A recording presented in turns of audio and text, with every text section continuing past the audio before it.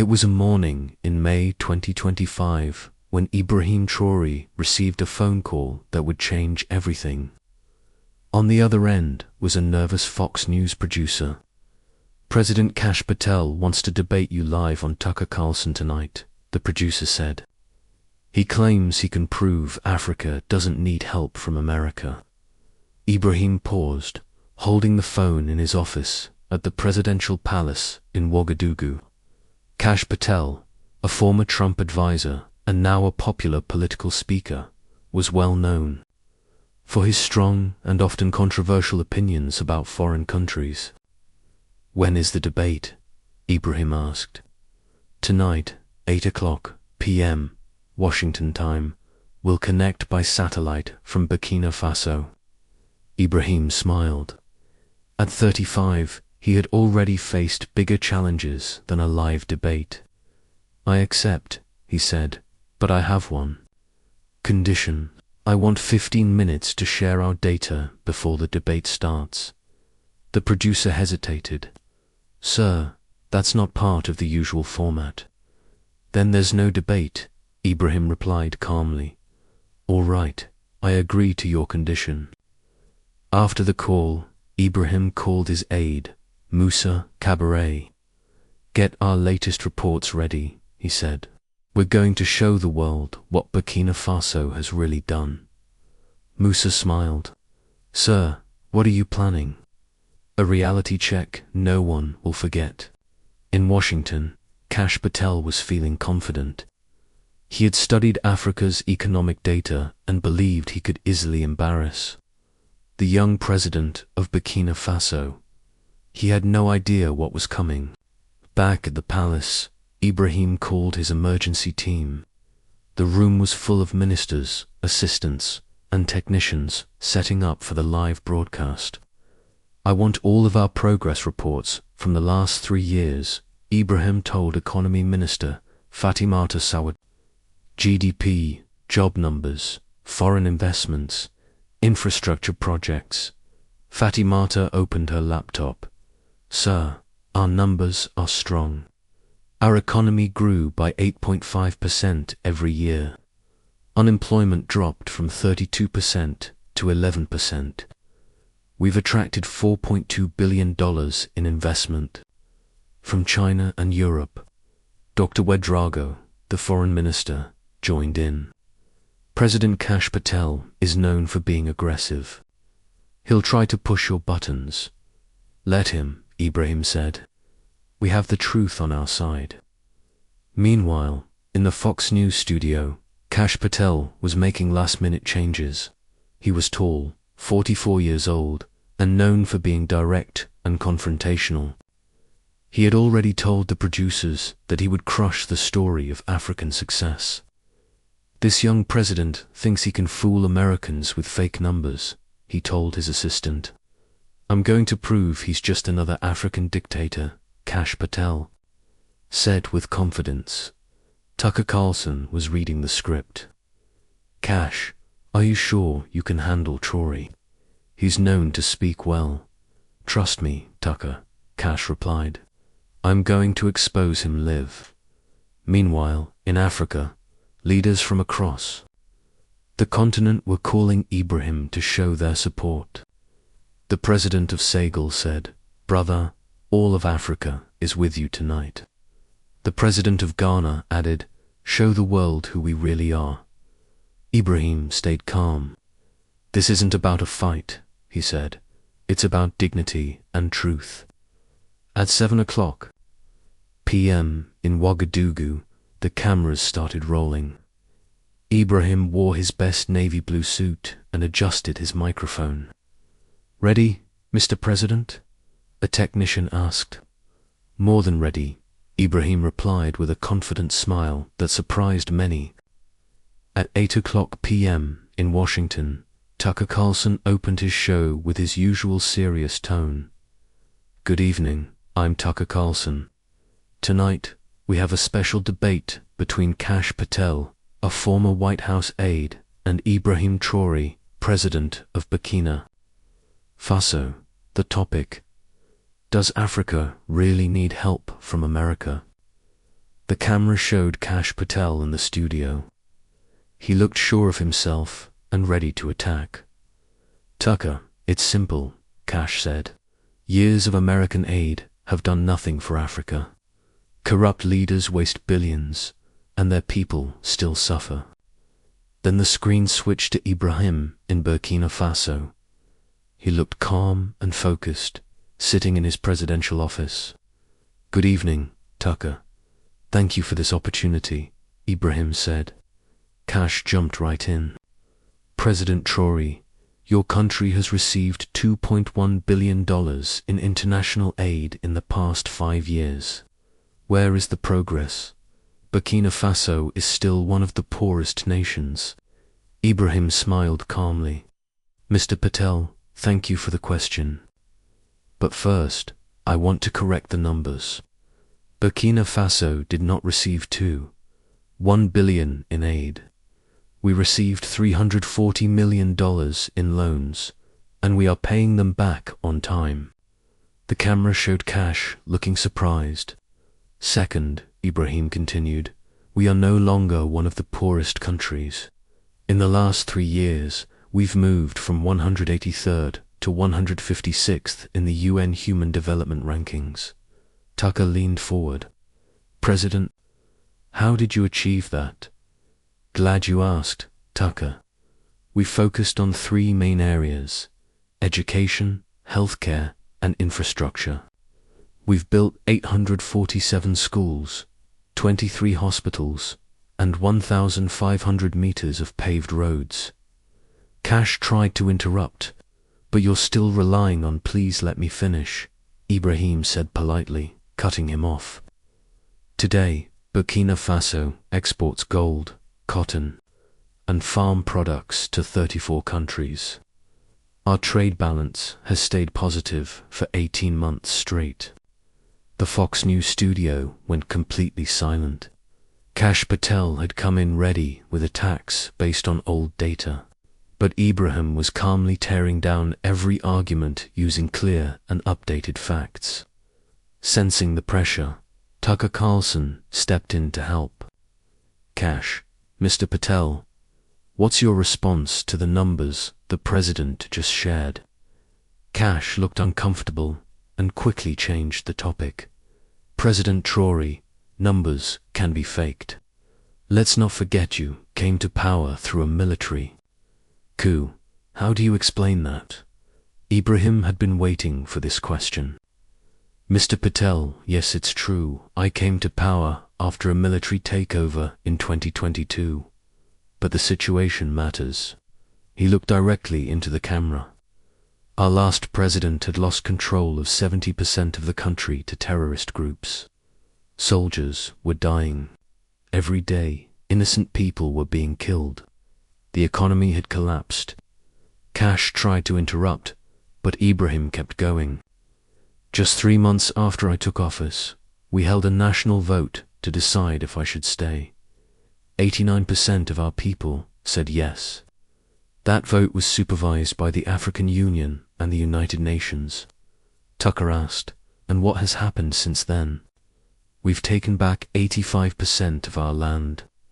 Terrorist attacks are down by 73%. And for the first time in 5 years, kids are safely going to school again." Kash, now losing ground, got personal. "You're only 35 years old. What experience do you have to run a country?" Ibrahim smiled. "Mr. Patel, how old were you when you became a White House aide?" "That's different. You were 34, Ibrahim cut in, and you had never led anything. At 35, I've already changed the direction of a whole country." The studio audience reacted with a quiet gasp. Kash Patel, known for his strong words, was now being calmly outmatched by a leader he thought would be easy to defeat. Then Ibrahim said something that caught everyone off guard.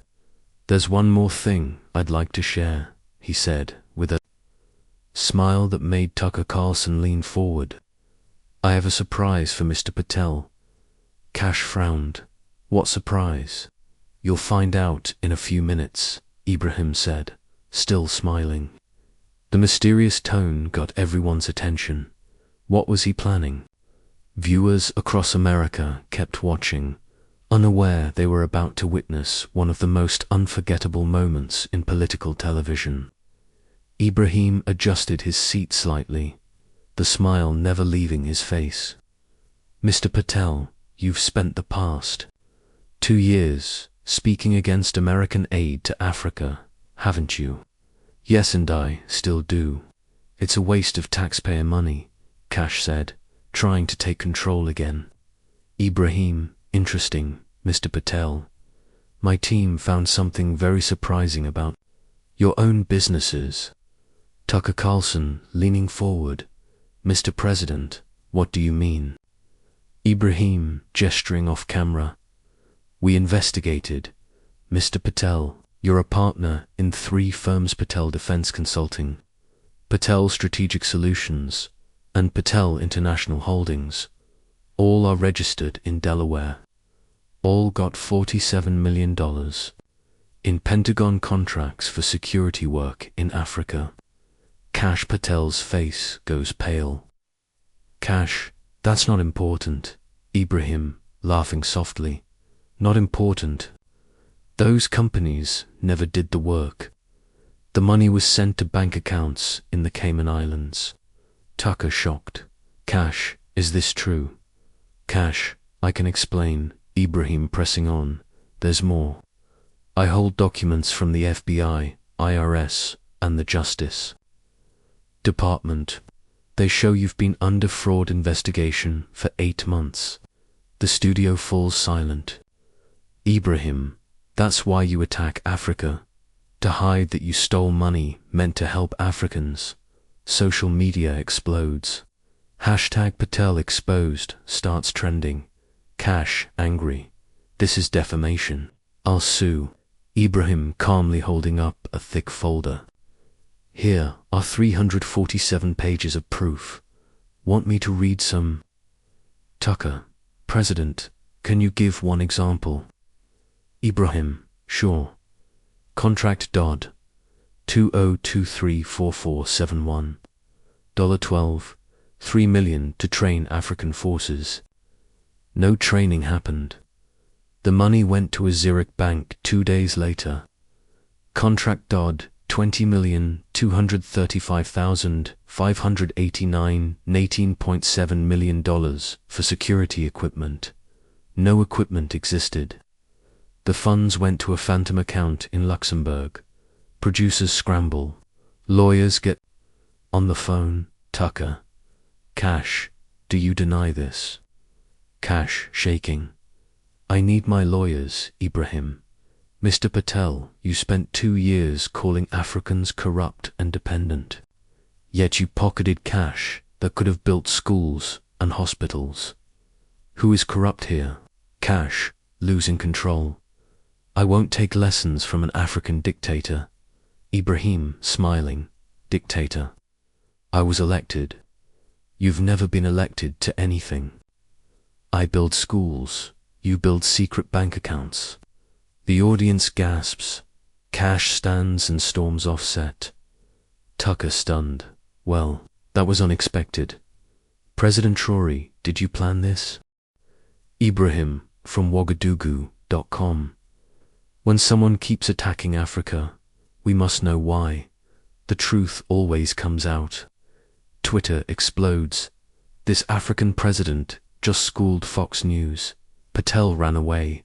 Corruption has no nationality. Africa is rising, Tucker said. President, do you have any more information about other cases? Ibrahim replied, Yes, Tucker. My team started this investigation because we want honest partnerships with the United States. We discovered that several so-called experts on Africa have never even been to the continent. Yet they earn millions talking about us. At the White House, President Trump was watching the broadcast with his aides. This guy is impressive, Trump said. Kash just got completely destroyed. One of his staff members added, Mr. President, This could impact other military contracts. Trump replied, "Good. I don't want fraudsters in my government." Meanwhile, at Fox News headquarters, the situation was chaotic. The show was getting the highest ratings in the network's history. Reporters from all over the world were calling, asking to interview Ibrahim Traoré. In Ouagadougou, the phones at the presidential palace wouldn't stop ringing. CNN, BBC, and Al Jazeera all wanted to speak with the man who had exposed corruption live on air. "Mr. President," said Moussa Kabar, "everyone is talking about you.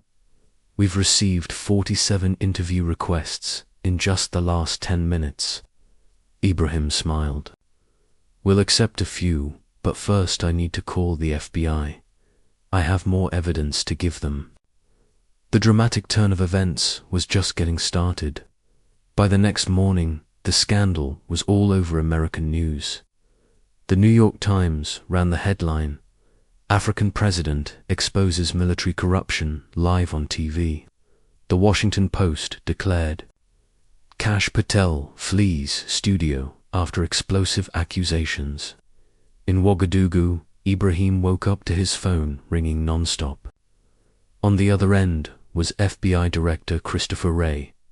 "President Traoré, we saw your interview yesterday. Will you work with us on this investigation?" "Of course," Director Ibrahim said. "I have documents you'll want to see." In Washington, Kash Patel had locked himself in his apartment. His phone was off, and his lawyers were working around the clock. His reputation had been ruined by just 15 minutes on live TV. Federal agents had already begun looking into his companies. In Congress, Democratic senators were demanding a full investigation. Senator Chuck Schumer said, "If these claims are true, this is an act of betrayal against the American people." That night, Tucker Carlson opened his show again. "Yesterday, we witnessed one of the most shocking moments in American television. Today, we have more updates." Official documents appeared on screen. The FBI confirmed that it had been investigating Kash Patel for 8 months. 3 of Kash Patel's companies had their bank accounts frozen. Ibrahim, once again joining the broadcast from Ouagadougou, was asked, "President, how did you get this information?" Ibrahim replied, "Tucker, when you lead a country, you build intelligence networks. We started noticing that many people who criticize Africa actually have hidden financial interests. So, we looked into it and found clear patterns." He continued, "Kash Patel is not the only one.